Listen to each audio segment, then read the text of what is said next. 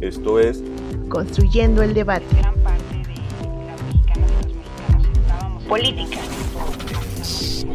periodismo, movimientos sociales, cultura. Opina, argumenta, analiza. Un espacio que se construye con tu participación. Esto es Construyendo el Debate.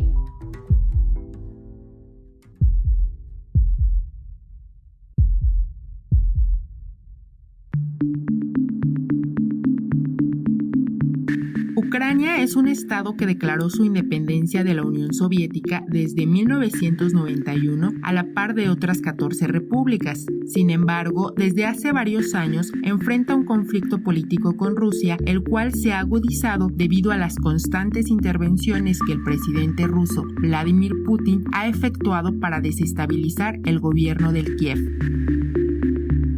En 2013, justo antes de que Ucrania firmara el pacto de asociación para integrarse a la Unión Europea, Putin se interpuso y persuadió a Viktor Yanukovych, el entonces mandatario de Ucrania, a rechazar dicha alianza. La decisión provocó inestabilidad social y enfrentamientos entre una población polarizada. Por una parte, los prorrusos, ciudadanos de Ucrania, quienes comparten vínculos culturales, ideológicos y étnicos con Rusia, y por otra parte, los pro-europeos, quienes están a favor de la alianza con la Unión Europea.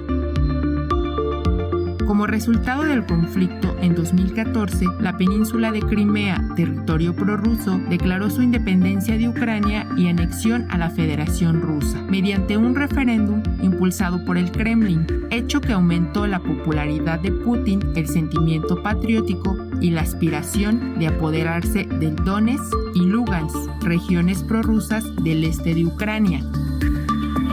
Pese a los acontecimientos, el actual presidente de Ucrania, Volodymyr Zelensky, ha reiterado el interés de que su nación sea parte no solo de la Unión Europea, sino también de la OTAN, lo que representa una amenaza para Putin, ya que de adherirse, las relaciones económicas, políticas y militares de Ucrania con Estados Unidos serían más cercanas. Las recientes declaraciones de Vladimir Putin sobre impedir el avance de la OTAN en territorio ucraniano y el despliegue de soldados y armamento en la frontera del Donbass ha desatado la tensión no solo entre Rusia y Ucrania, sino la reacción de la Unión Europea y la OTAN, quienes han reiterado su apoyo a Ucrania en caso de un ataque por parte de Rusia. Las especulaciones sobre un conflicto militar entre estas dos naciones, además, han provocado que Estados Unidos, Reino Unido y los países bálticos, todos miembros de la OTAN, aprobaran el envío de armas a Ucrania para hacer frente al ejército ruso. Estados Unidos incluso ha solicitado la salida de diplomáticos y sus familias de la embajada en Kiev por el posible riesgo que podrían correr. Sin embargo, tanto el presidente de Estados Unidos, Joe Biden, como la Unión Europea han expresado su apertura para que dicha hostilidad se resuelva de manera diplomática, pero advirtieron que, de no ser así, se encuentran preparados para el ataque. Con información de Laura Rincón y Luis Manuel Rivas del periódico El País, mi nombre es Claudia Chamorro. Y estás escuchando Construyendo el Debate.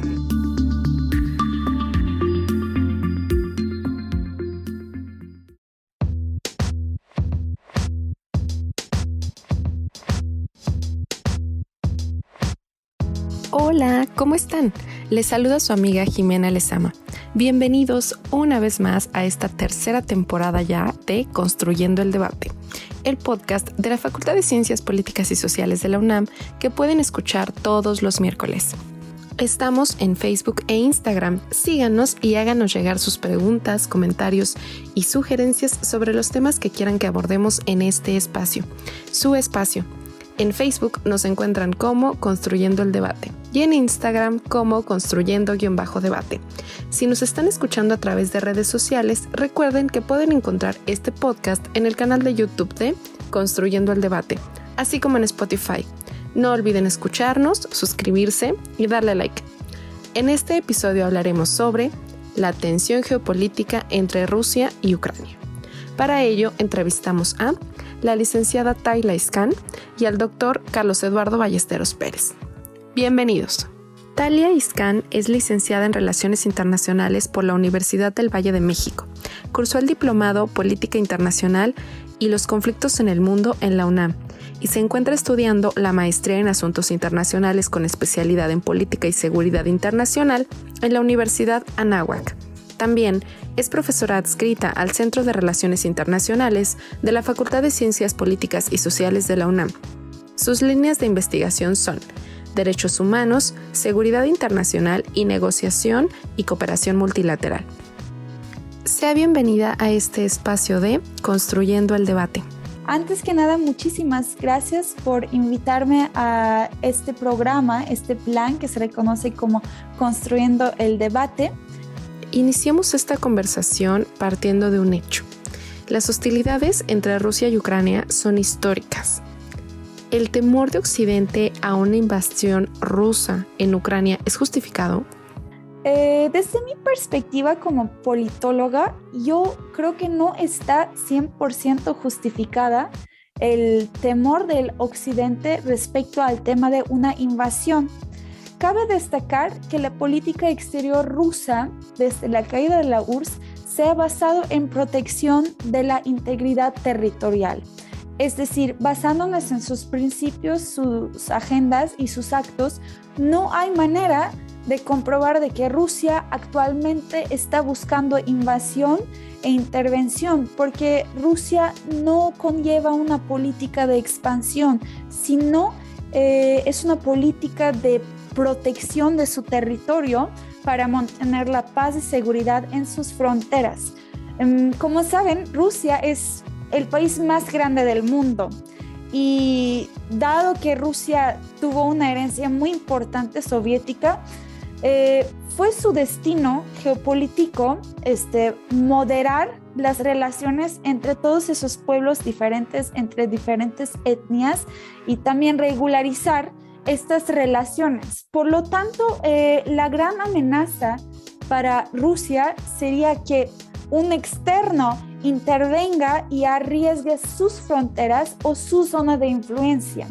No es una política expansionista desde mi perspectiva, porque su enfoque principal es mantener la integridad territorial, ya que es un país muy grande y de suma importancia su participación en todos los temas de geopolítica.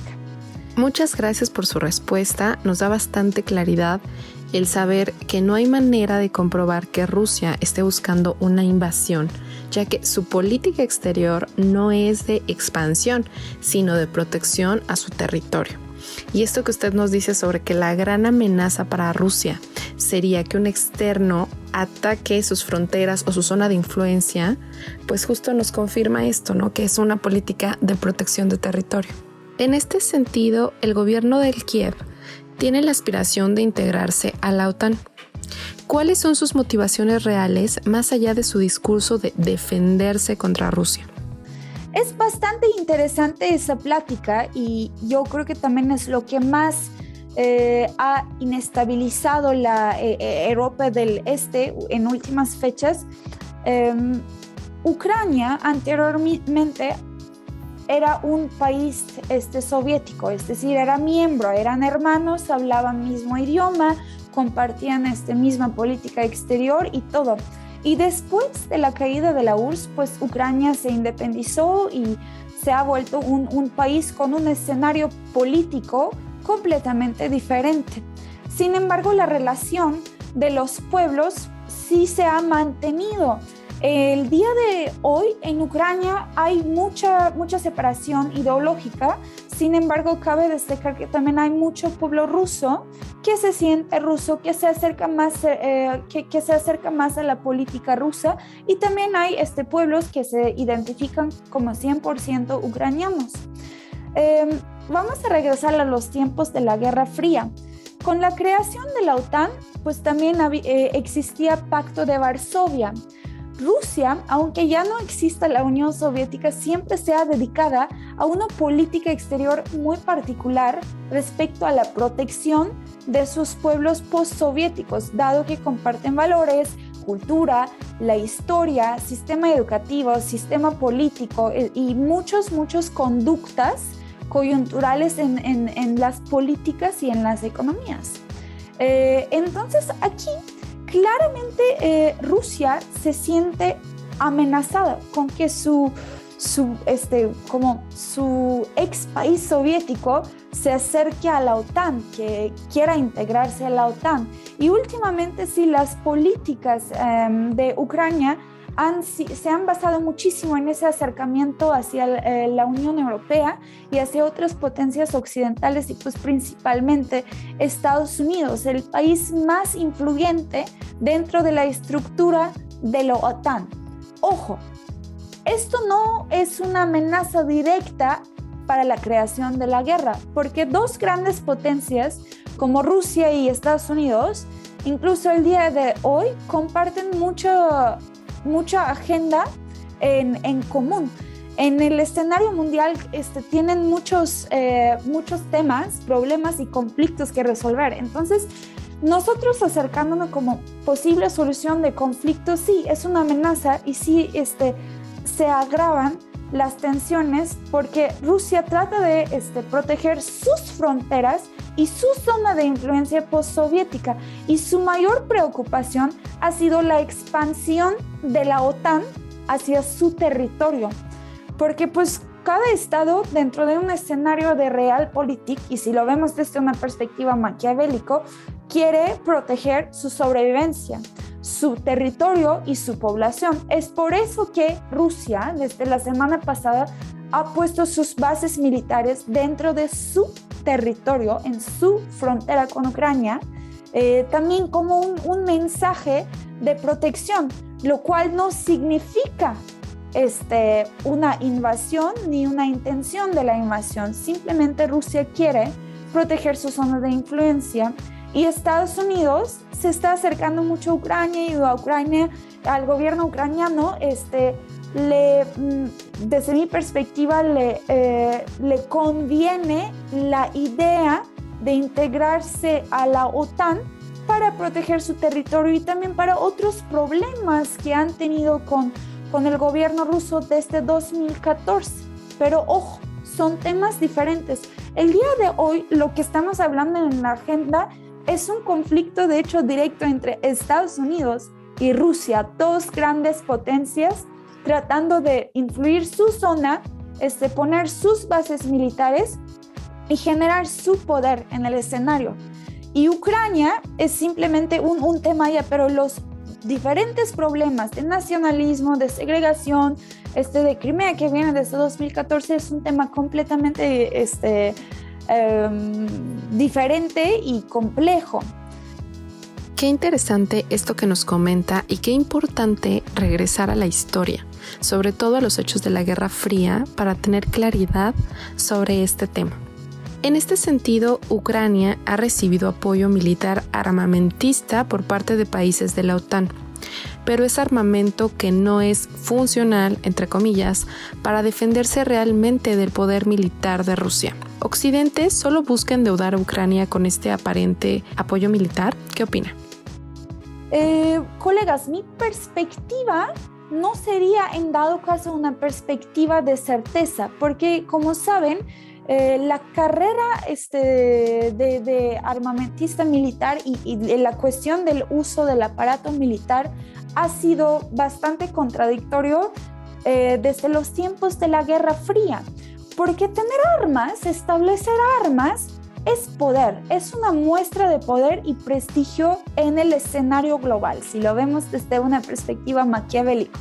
Y yo, como académica, siempre prefiero analizar las políticas exteriores de grandes potencias, particularmente desde la perspectiva más realpolitik, porque si nos acercamos desde un paradigma más constructivista, será un poco más complejo interpretar tantas muestras de poder y tanto aparato militar en el escenario. Entonces, claramente hubo apoyo de armamentos en Ucrania y yo lo interpreto también como un metáforo de que aquí estamos nosotros como países occidentales y fuertes respaldando Ucrania. lo cual genera otra amenaza para el gobierno ruso. Y entramos un poco también en un escenario de securitización, de que cualquier cosa que se haga vuelva a ser un símbolo de guerra o de un enfrentamiento bélico. Y lamentablemente el día de hoy no lo sabemos, y eso no me otorga el poder de especular, porque los gobiernos sí se basan en sus agendas, y también mientras que estemos discutiendo ese tema, hay mucho conflicto en el mundo, en diferentes partes del mundo, donde Rusia y Estados Unidos están teniendo participaciones.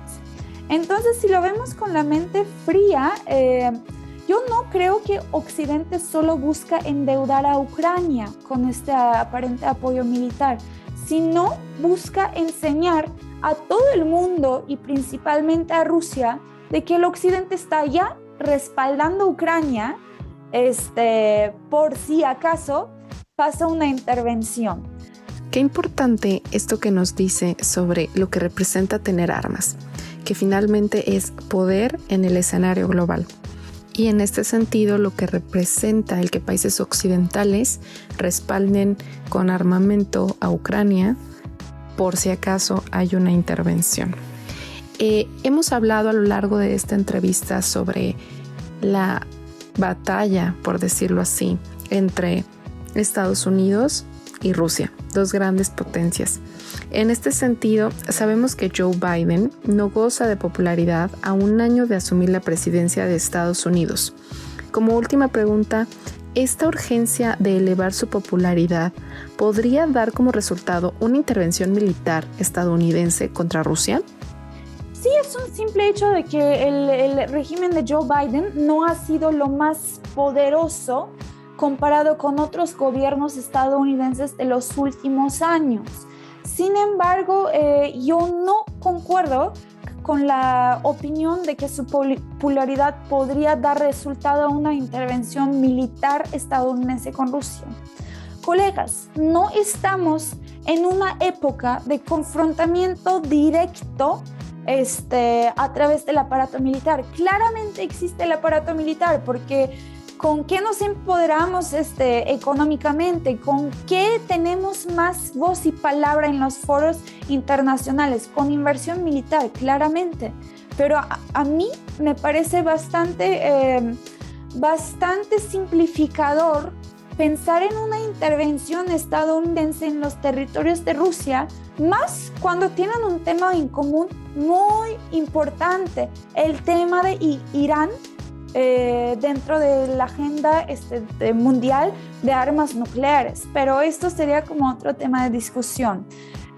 Yo no creo que se va a resultar una intervención militar estadounidense en las tierras de Rusia. Hay un dicho muy popular en la política exterior rusa, lo voy a tratar de traducir con mis palabras, pero ustedes traten de como internalizarlo para sacar la definición correcta y la contextualización correcta. Política exterior rusa dice: cuando los diplomáticos hablan, las armas se tienen que mantener el silencio. Eso quiere decir que claramente hay diálogos muy intensos, hay prácticas militares, pero eso no quiere decir que vamos a regresar al siglo XX y va a haber una tercera guerra mundial, etc. Se están dialogando para poder resolver el conflicto. Aquí también es otro tema de discusión, qué tan necesario es que otros mecanismos internacionales, sea gubernamental, no gubernamental, se integren, porque también es un conflicto regional. Y citando análisis del Heidelberg Institute, del Conflict Barometer de 2020, pues vemos que Rusia actualmente lleva muchos conflictos fríos, activos, territoriales, de soberanía, etc. Lo que está pasando con Ucrania es simplemente uno de estos, pero yo como académica no creo que va a haber una intervención militar estadounidense en Rusia, porque ante todo, grandes potencias yo creo que ya han aprendido en el siglo pasado cómo respetar a su integridad territorial, y es una cuestión de seguridad multidimensional y no creo que las grandes potencias en dado caso están buscando generar más conflicto o más atrocidad. Muchísimas gracias por escucharme y nos vemos muy pronto. Muchísimas gracias, licenciada Talia, por esta conversación que sostuvo con nosotros en Construyendo el Debate. Quédense con nosotros y acompáñenme a escuchar esta cápsula llamada En el Librero. En el Librero. Cápsula con la información y reseña de las últimas publicaciones de la Facultad de Ciencias Políticas y Sociales de la UNAM.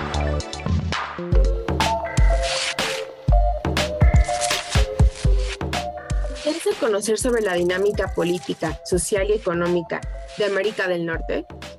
¿Sabes cuáles son las industrias más populares en esta importante región? ¿Quieres informarte mejor sobre el Tratado de Libre Comercio más importante a nivel internacional, es decir, el TEMEC? El doctor Carlos Eduardo Ballesteros coordina una serie de cuadernos de investigación titulados Las regiones internacionales en el siglo XXI. En esta ocasión, te hablaré sobre el cuaderno dedicado a América del Norte. En el primer capítulo, titulado América del Norte, región automotriz y climática, la doctora Edith Antal Frodossi y la maestra Elizabeth Gutiérrez Romero te explican que la industria automotriz es la base de la economía de esta región, ya que conecta constante y permanentemente a los 3 países que la conforman.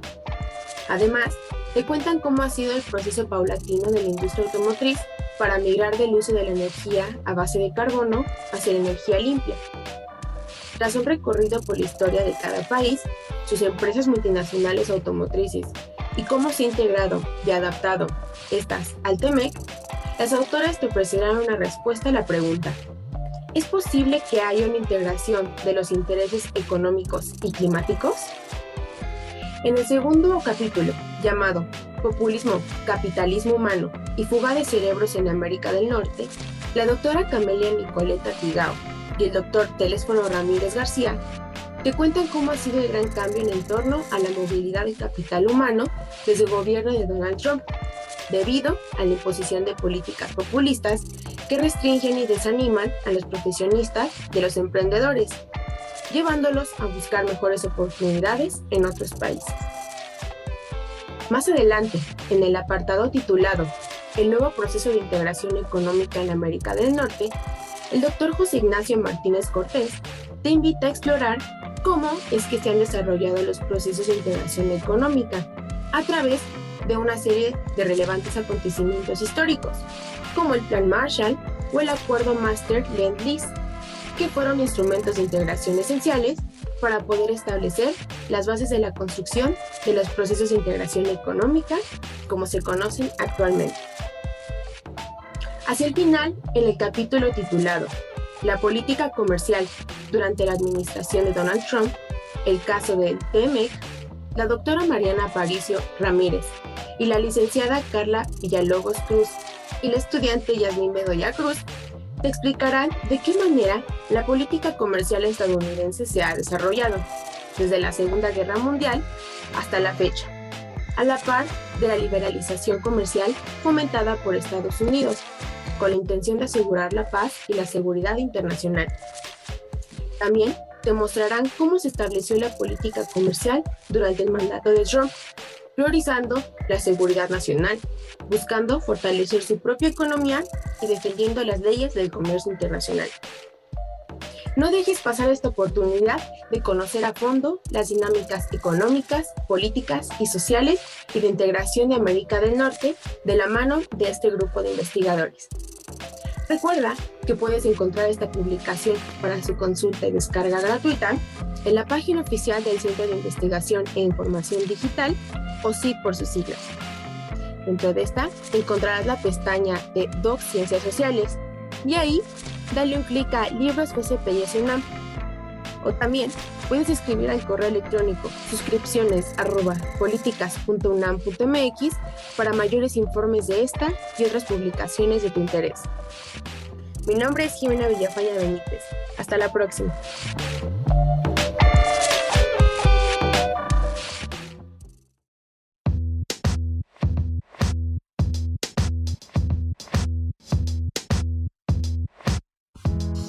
Seguimos construyendo el debate y vamos con Carlos Eduardo Ballesteros Pérez, quien es licenciado en Relaciones Internacionales, doctor y maestro en Sociología, los 3 grados otorgados por la Facultad de Ciencias Políticas y Sociales de la UNAM, es profesor de carrera adscrito al Centro de Relaciones Internacionales, así como al Programa de Estudios Políticos y Sociales del posgrado de la Facultad de Ciencias Políticas y Sociales de la UNAM. Entre sus principales líneas de investigación se encuentran teorías sociológicas contemporáneas, complejidad social y procesos políticos en la Europa contemporánea, integración regional y procesos de gobierno en estructuras postnacionales. Bienvenido a este espacio. Muy buenos días, Jimena Lezama. Es un gusto estar en este podcast Construyendo el Debate para analizar el conflicto actual entre Rusia y Ucrania, que es un conflicto que tiene amplias repercusiones no solamente en el ámbito de la seguridad europea, sino, por supuesto, en la política mundial. Iniciemos esta charla con la primera pregunta, que es: para Occidente, ¿Ucrania es una pieza desechable para conseguir presencia e influencia en la zona euroasiática? En principio, la idea de que Ucrania es una pieza desechable para Occidente, para Estados Unidos, para la OTAN, en este proceso político que estamos hoy, geopolítico que estamos hoy analizando, pienso que no. Pienso que Ucrania es una pieza fundamental para la seguridad tanto de Rusia como también para la seguridad de Occidente, de Estados Unidos y de Europa. En ese sentido, pues, pienso que las potencias globales, y en particular Estados Unidos y Rusia, están en verdad en una confrontación que decide en muchos sentidos el futuro de la seguridad, del equilibrio político, geopolítico de Europa y del mundo. El tema es, pues, entonces muy importante y en ese sentido vemos que desde la parte occidental la principal preocupación es cómo lograr algún tipo de acuerdo con Rusia que permita desescalar el conflicto, que permita que las condiciones no remitan, no se dirijan hacia una confrontación militar. Lo que han dicho los actores políticos de este proceso, los más importantes, Rusia y Estados Unidos, es que Rusia no quiere realmente un conflicto, que su movilización militar en la frontera de Ucrania y en la frontera de Bielorrusia es únicamente un factor de presión para lograr la seguridad que anhela Rusia y que tiene legitimidad sin duda alguna esta demanda, aunque el problema es que esta demanda está ahora apoyada precisamente en elementos militares. Y por parte de Estados Unidos y de la OTAN también la posición es que no están realmente interesados en una movilización militar, en que el conflicto escale hasta un punto en el cual sea necesaria la intervención militar, y entonces pues más bien lo que están definiendo es que Ucrania es importantísima para el equilibrio geopolítico de Europa, que van a apoyar de la manera más amplia a este país para que resista la presión que ejerce Rusia desde tiempo atrás y que tiene como antecedente principal la anexión de Crimea a la Federación Rusa. Hacia adelante, pues, lo que vemos es un proceso muy complejo que llevará algún tiempo, aunque con la limitación de que la movilización rusa no puede ser de largo aliento, no pueden situarse las fuerzas rusas en las fronteras de Ucrania por largo tiempo, debido a cuestiones climáticas, debido al desgaste que implica mantener esa cantidad de tropas en esta acción de amenaza sobre Ucrania. Y en ese sentido, pues, creo que el tiempo corre rápidamente y propicia el que se pueda llegar algún tipo de negociación que salve la posibilidad de un conflicto mayor. Le agradecemos esta claridad en su respuesta para decirnos que Ucrania, claro que no es una pieza desechable, sino al contrario es fundamental para las potencias globales de Estados Unidos, Europa y Rusia, y así puedan desescalar este conflicto. Como segunda pregunta, el gobierno de Washington ha desechado la opción para una intervención militar, pero amenaza con sanciones económicas fuertes hacia Rusia. ¿Estas acciones son un mensaje indirecto para China? ¿Qué opina? Ya desde la intervención de Rusia en Ucrania, que llevó a la anexión de Crimea en 2014, se han desarrollado sanciones importantes para la economía rusa, que sin embargo realmente no han modificado la perspectiva de Rusia, no han modificado la trayectoria geopolítica de Rusia. Y ahora se quiere volver a este recurso para obtener que Rusia piense con más cuidado el hecho de una intervención en Ucrania.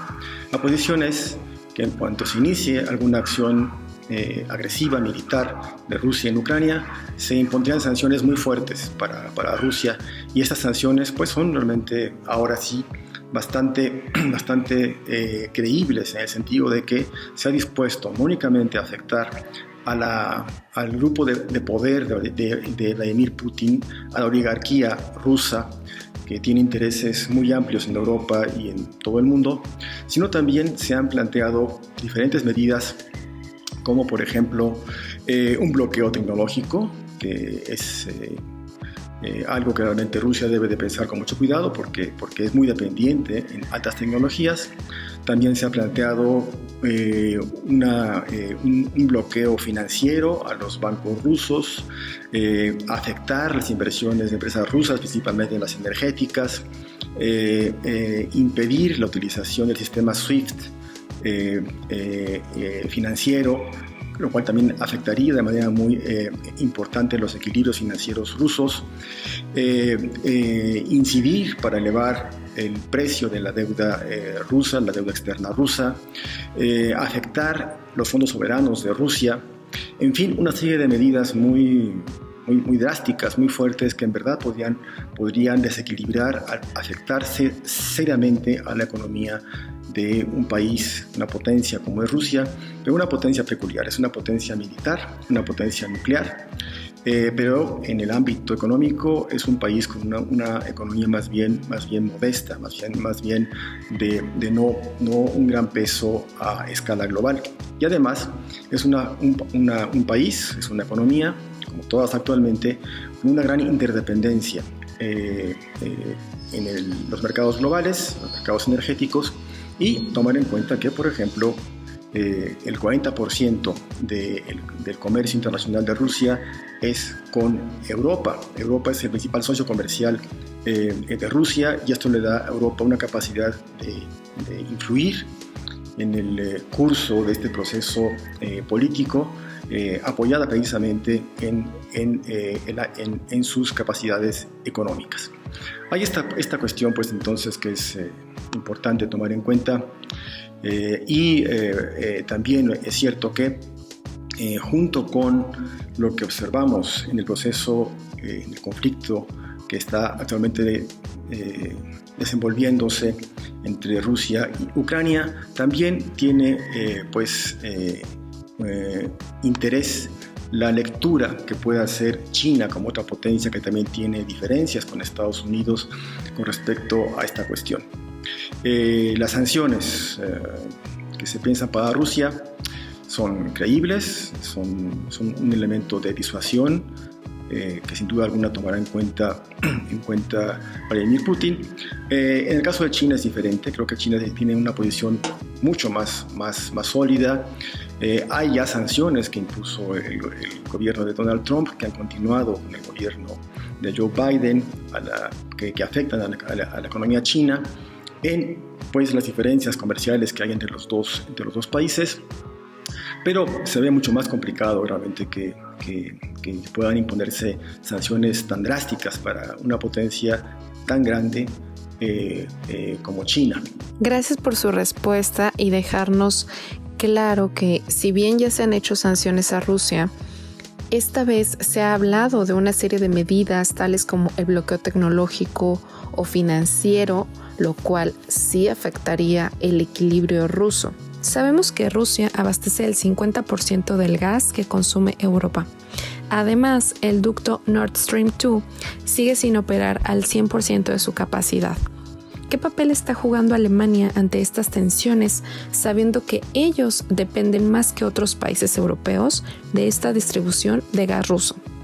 En este espacio, digamos, de la economía, de los mercados y ante todo de los mercados energéticos, creo que está muy bien pensar precisamente cuál es la situación de Alemania en este conflicto, toda vez que Alemania depende mucho de las exportaciones de gas de Rusia.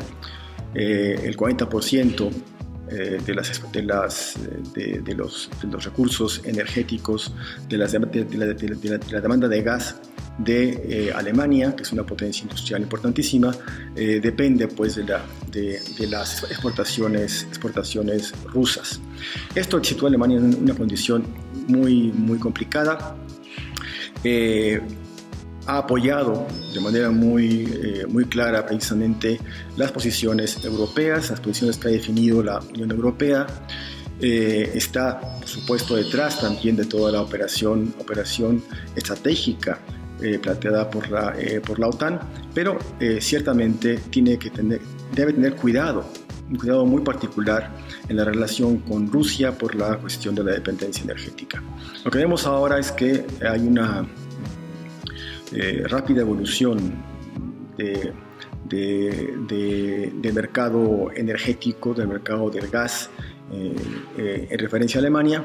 Alemania está procurando contar con otros proveedores y de manera muy importante está apoyando en Estados Unidos para, en el caso de un conflicto mayor, no tener una crisis energética muy grande. También está el tema de que Alemania ha participado en el proyecto de construcción del Nord Stream 2, que es un gasoducto que llevaría gas a Alemania, a las industrias de Alemania, y que está terminado, pero que no entra en operación precisamente por el contexto geopolítico derivado del conflicto actual entre Rusia y Ucrania. Muchas gracias por su respuesta, doctor Carlos, en la que justo nos dice que pues claro que esta demanda de gas por parte de Alemania la coloca en una situación complicada, pues por un lado apoya las propuestas, lo que dice Europa, pero pues también no puede dejar de lado la importancia que representa para ella pues el abastecimiento de gas por parte de Rusia. Por último, si la OTAN coloca fuerzas militares en las fronteras rusas, ¿Rusia tiene el derecho de responder con las mismas acciones?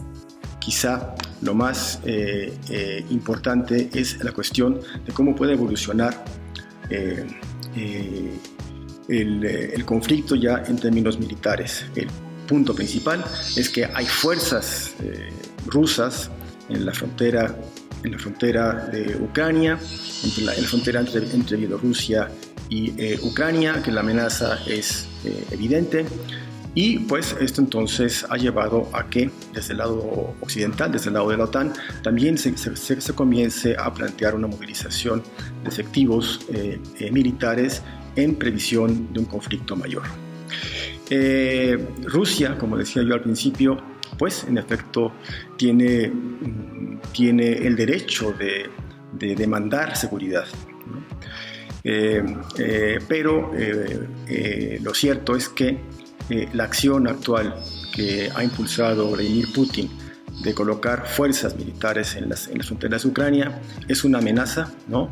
Que representa un enorme riesgo geopolítico y que pues esperemos que más bien sea el inicio de un proceso de negociaciones mucho más desarrollado, mucho más amplio para evitar que este punto de tensión derive en un conflicto mayor. Creo que el espacio de la diplomacia, el espacio de la negociación sigue vigente, está abierto.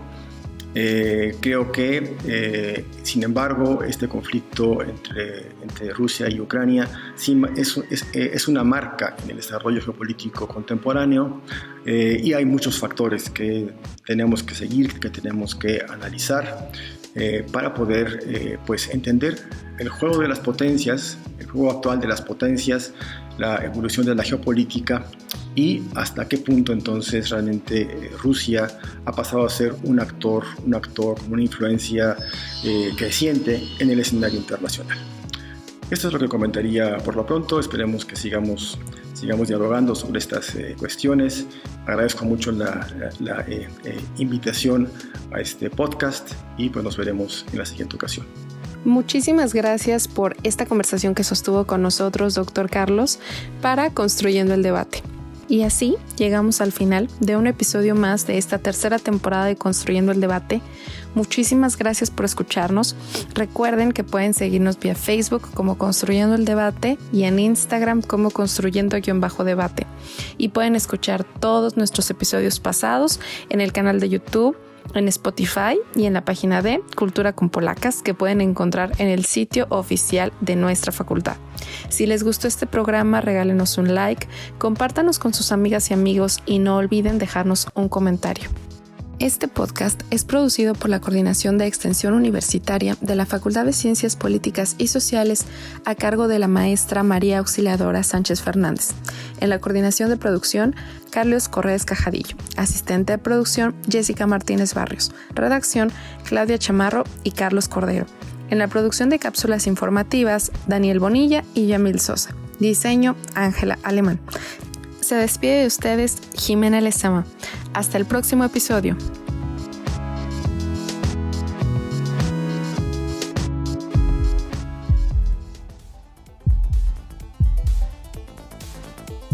Esto fue Construyendo el Debate. Pues gran parte de la mexicana Política. estábamos esperando esto hacia Periodismo. Movimientos sociales. Estados Unidos tiene una política Cultura. Opina, argumenta, analiza. Un espacio que se construye con tu participación. Esto fue Construyendo el Debate.